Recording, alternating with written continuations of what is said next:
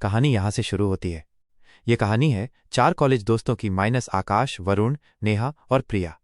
अपनी पढ़ाई खत्म होने के बाद चारों ने शहर की भीड़ भाड़ से दूर एक पुराने फार्म हाउस में वीकेंड बिताने का प्लान बनाया। वो फार्म हाउस वरुण के दादाजी का था, जो सालों से बंद पड़ा था। शनिवार की रात चारों दोस्त बरामदे में बैठे बातें कर रहे थे। अचानक तेज हवा चलने लगी और बिजली चली गई। चारों तरफ घना अंधेरा छा गया। अब क्या करें? नेहा ने बोर होते हुए कहा। तभी आकाश, जो हमेशा कुछ तूफानी करने के लिए तैयार रहता था, बोला, मेरे पास एक आइडिया है। मैंने इंटरनेट पर एक खेल के बारे में पढ़ा था जिसे आईने वाली आत्मा कहते हैं। प्रिया, जो इन सब चीज़ों से बहुत डरती थी, तुरंत बोली, नहीं आकाश, प्लीज़ ये सब नहीं करते, ये सब खतरनाक होता है। लेकिन वरुण और नेहा भी रोमांच के लिए तैयार हो गए। प्रिया के मना करने के बावजूद तीनों ने मिलकर उसे मना लिया। खेल के नियम बड़े अजीब थे। उन्हें फार्म हाउस के सबसे पुराने कमरे में जाना था, जहां एक बड़ा सा पुराना आईना रखा हुआ था।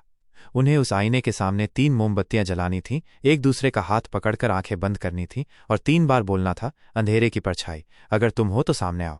कमरे में अजीब सी खामोशी थी। उन्होंने मोमबत्तियां जलाईं। मोमबत्ती की पीली रोशनी में उनके चेहरे और भी डरावने लग रहे थे। उन्होंने एक दूसरे का हाथ पकड़ा। आकाश ने बोलना शुरू किया, अंधेरे की परछाई, अगर तुम हो तो सामने आओ। तीनों ने उसके पीछे दोहराया। दूसरी बार, फिर तीसरी बार।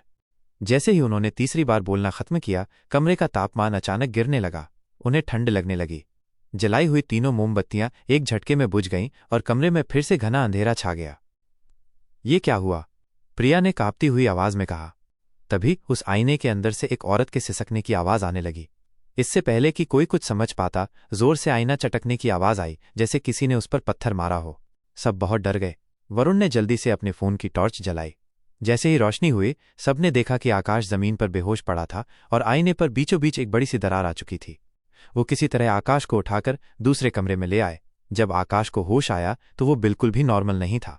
उसकी आंखें एकदम लाल थीं और वो एक अजीब सी डरावनी मुस्कान के साथ प्रिया को घूर रहा था। तुम लोगों ने मुझे क्यों बुलाया? आकाश की आवाज बदली हुई थी। वो एक औरत की भारी आवाज में बोल रहा था।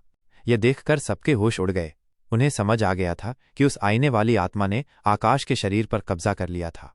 वो रात उन्होंने कैसे काटी, ये वही जानते हैं।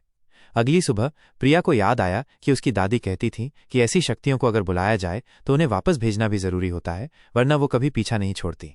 उन्होंने फैसला किया कि उन्हें उस खेल को उल्टा करना होगा। तीनों दोस्त हिम्मत करके बेहोश आकाश को घसीटते हुए वापस उसी कमरे में ले गए। उन्होंने टूटे हुए आईने के सामने फिर से मोमबत्तियां जलाईं। इस बार उन्होंने आकाश का हाथ जबरदस्ती पकड़ रखा था। नेहा ने कांपते हुए बोलना शुरू किया, अंधेरे की परछाई, हम तुम्हें आज़ाद करते हैं, वापस अपनी दुनिया में लौट जाओ। जैसे ही उन्होंने ये बोलना खत्म किया, आकाश जोर जोर से चीखने लगा। उसका शरीर हवा में थोड़ा ऊपर उठ गया।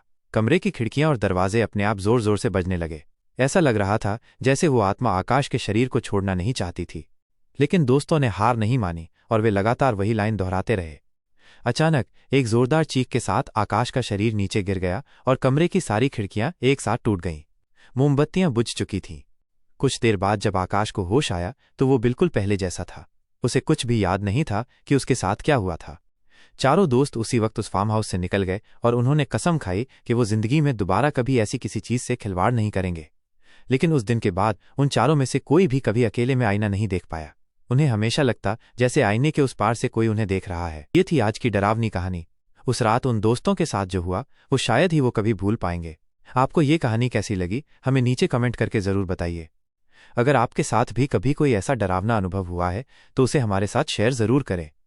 इस वीडियो को लाइक करना न भूलें और अगर आप ऐसी ही और डरावनी कहानियां सुनना चाहते हैं तो हमारे चैनल मिडनाइट स्केयर्स को अभी सब्सक्राइब करें और बेल आइकॉन को दबा दें ताकि आप हमारी कोई भी कहानी मिस न करें। मिलते हैं अगली